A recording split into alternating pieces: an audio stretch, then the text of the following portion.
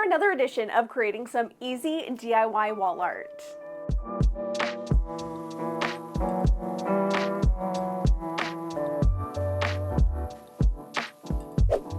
Hi everyone, I'm Allie and welcome to my channel, and in today's video I'm sharing with you some DIY wall art ideas, some inspiration to creating some artwork to put on your walls or wall decor in your apartment, home, dorm room, or wherever you think needs just a little bit more art to liven up the space. I will admit we have been living in this apartment for 6 months now and have not put art up on the walls yet, so we are way overdue. This will be a great video to get started.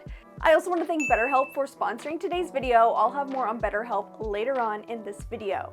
All right, let's jump in to the first DIY. I absolutely love this project. You're going to need some pressed flowers. You can press your own flowers if you have them already. You can probably find them in the scrapbook aisle, but I got mine off of Amazon. I'll be sure to link them in the description box. And for this art, I am going with an 8x10 size for this piece because that is the easiest to use a 12x12 piece of scrapbook paper and cut it down. As you can see, I'm using this really gorgeous deep green color, though you can pick whatever color you think will complement your decor or your flower pieces the most. This is such an easy project and there's so many different ways that you can approach it.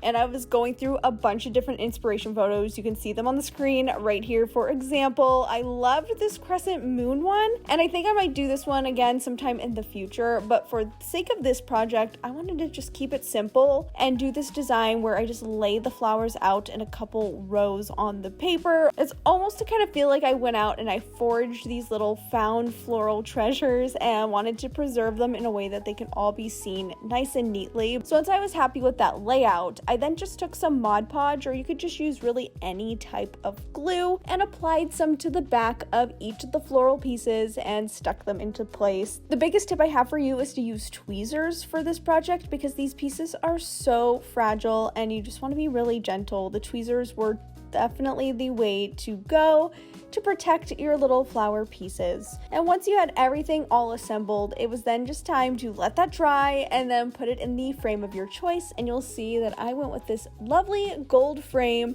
to complement the green and the flower pieces.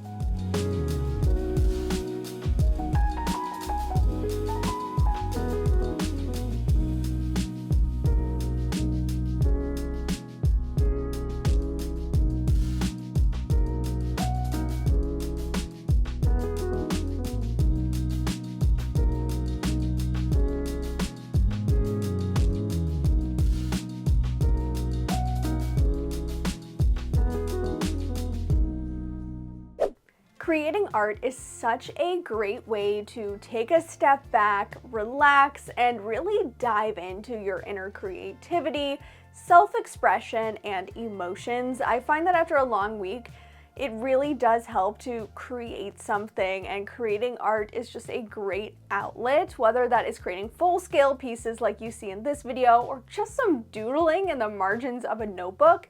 It all really just kind of helps ground me, and if you're a creative person, I'm sure you probably have some form of art background as well and probably can relate to this. But of course you may know that some self-expression may not always be everything that you need to help cope with and deal with the stressors of daily life. And that's where today's sponsor, BetterHelp, comes in. First, I want to say a big thank you to BetterHelp for sponsoring today's video. Therapy can give you the tools that you need to approach life no matter the situation that is being thrown at you. BetterHelp's mission is to make therapy not only more accessible, but also more affordable, which I think that is so important because oftentimes a big barrier to therapy is just how expensive it can get or how expensive it seems. But with BetterHelp, it is easy to find a therapist because it is all online. By filling out a few questions, BetterHelp can match you to a professional therapist in as little as a few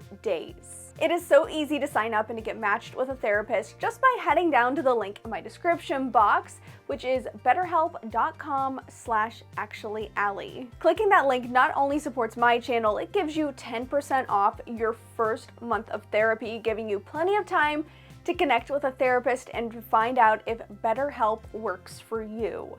And because it is pretty common that the first therapist you match with may not be the perfect fit for you, BetterHelp does offer that you can switch therapists at any time, free of charge, and there is no need to worry about whether that new therapist fits into your insurance plan. So if you're struggling, feel like you need therapy, or really just want someone to talk to outside of your close circle of friends and family, then BetterHelp is for you. And you can get started at the link in my description box, betterhelp.com/actuallyalli. And thanks again, of course, to BetterHelp for sponsoring today's video. Now let's get back into creating some more artwork. This watercolor pad is absolutely my favorite because it already has the paper stretched for you. And all you have to do is mark out the size of the art that you want to create. The best size for this specific paper, which is linked in my Amazon shop, is an 11 by 14 piece. So that is what we're going with right here, though I did make it about a ½ inch bigger on each side of the art piece just to allow some additional margin for when I put this in the frame. Now what you see me doing here is taking my ruler and marking out a grid pattern. I was not trying to be perfect with this. Actually, the messier or more uneven, the better for this project, because that's going to give you a little bit more of an organic, free-form look. So after that, I went in with some watercolors to start, and I'm using brown watercolor, which sounds crazy. I never thought I'd be making art with just brown watercolor, but I really wanted the neutrals and kind of the earthy tones for this piece because I feel like the earthy organic tones really contrast to the structure of a checkerboard pattern, and I've been loving that in trends lately where this kind of checkerboard or similar type of look is paired with more organic tones, whether it's browns, greens, or like terracotta oranges, and I really was trying to channel that trend into this art piece. And that's one reason why I really love making DIY art pieces, is that because you're not investing a ton of money into art that maybe speaks to you or speaks to a trend, and it's a great way, an affordable way to add trends into your space. For example, this checkerboard pattern, which I do think is timeless and classic, but it is having a really big moment right now in design. So it's fun to be able to use it to create this piece for my apartment, because I definitely have been wanting to include checkerboard at least somewhere. Once my watercolor squares had dried, you can leave the other squares with the white paper showing through, but I decided to fill them in as well. And I took a combination of this light beige and white acrylic paint. I find these at Joann's. They're my absolute favorite and most affordable acrylic paint for the quality level that they have. So absolutely recommend these top-notch paints from Joann's. And I filled in all of the alternate squares, and this is also a great way in case you accidentally messed up with one of your squares that overflowed into one that wasn't supposed to have the watercolor. And I really do think it brings the whole piece together and makes it look so much more finished than just leaving the other squares white.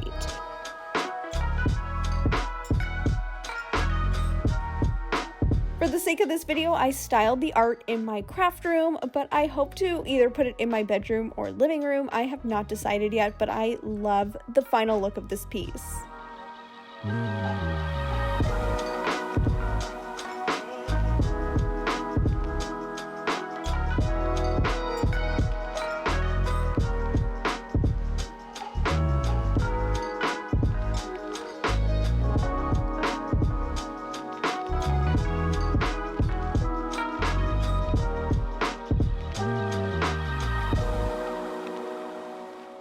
If you are enjoying this video and you haven't already yet, make sure you hit that like button. That is really the best way to help my channel grow. And while you're doing that, if you like renter-friendly DIYs and hacks, as well as just other ways to transform your space on a budget, then this is the channel for you. So hit that subscribe button and turn on the notification bell so you don't miss a single one of my posts. For this art piece, you're going to need a piece of cardboard cut down to whatever size you want. I'm going with 11 by 14 because that is a standard size that will fit in an 11 by 14 frame. And what I'm going to do is start taking little scraps of cardboard and cutting out different shapes with them. So I used round objects, so lid to my painter's tape, to create some arches and circles, and I'm just using this as guides to create a bunch of just shapes. It's pretty self-explanatory. You can kind of see what I'm doing here, and This is definitely a project to trust the process because clearly I am just gluing random shapes of cardboard onto a larger piece of cardboard and calling it art. This is a great way to recycle cardboard that you probably have if you buy anything online and turn it into something that is going to last. It gives it a second purpose, and also it's just a fun little project that is so affordable because you probably don't have to spend anything on the cardboard.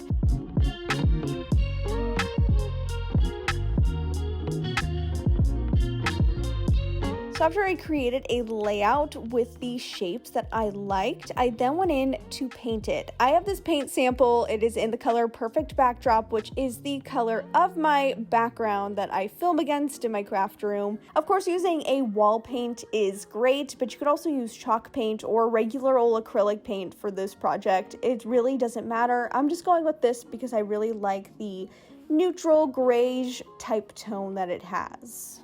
After the first coat of paint dried, I then took a little bit more of that Perfect Backdrop and then mixed in some baking soda. I haven't seen this technique done in a hot minute. It had its moment like 2-3 years ago now, and you know what? It's still great. I feel like this is just a timeless addition when you're wanting to create something textural. I love the look that the paint creates when you mix in the baking soda and starts to make this piece feel a little bit more like stone instead of cardboard, and conceals kind of the wrinkles that naturally happen in the cardboard once you apply the paint and it gets wet and is absorbing the paint into it. So this is just a really great step. You totally could have done 2 layers with the baking soda and the paint. I ended up just doing 1 because I had to go out and buy some baking soda to do this project, but I think this totally looks great, and you absolutely could stop right here because it creates such a nice texture. But I had some Stone Effect spray paint that's been sitting in my stash for a while and figured what a great way to just add a little extra touch of something, and this spray paint matched really well with the color, the Perfect Backdrop color, and what you end up creating is this really cool modern piece that kind of looks more like stone than it does cardboard, and I love the finished product.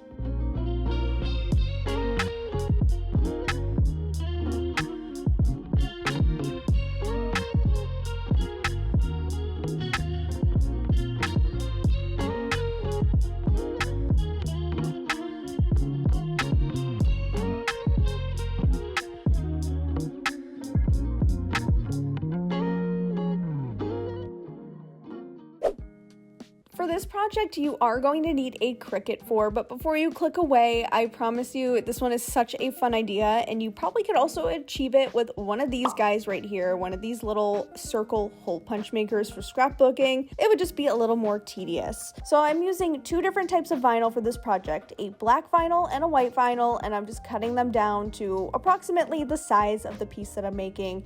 This is once again going to go in an 8x10 frame because that is just a standard frame size. So I put my black vinyl in first, and here's the design that I'm making. I came up with this on my own and made the files, brought them in to Cricut Design Space, and they will be linked for you to be able to use with your own version of Cricut Design Space below, and as well as a blank version where it will just cut out a bunch of white and black circles if you chose to customize this look. But if you didn't get it yet, as you can see, I'm going for that kind of penny tile type look because, again, this is something that's super trendy. I'm seeing a lot of penny tile going into homes right now, and if you rent, clearly you cannot be installing new tile in your apartment. So this is just another fun way to play with trends. And again, just like the checkerboards, penny tile is super classic, so I love the classic kind of vintage feel that this brings into the art piece. As you've been watching me do here, I've been using transfer tape to really make this come to life. It is the easiest way because of all these little tiny circles, and just applying them onto a silver scrapbook paper to mimic the look of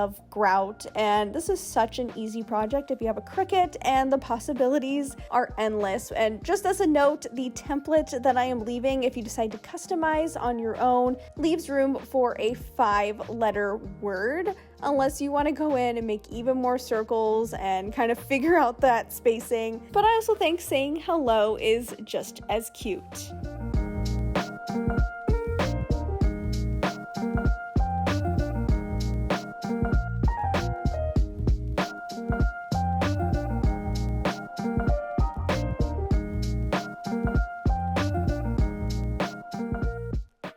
Don't forget to head to my description box to check out BetterHelp and get 10% off your first month of therapy. And if you want to check out even more wall art ideas like these, I have a full compilation so that you can find all sorts of inspiration that is on the screen right here for you to go watch next. And thank you so much for watching this video, and I'll see you next time. Bye!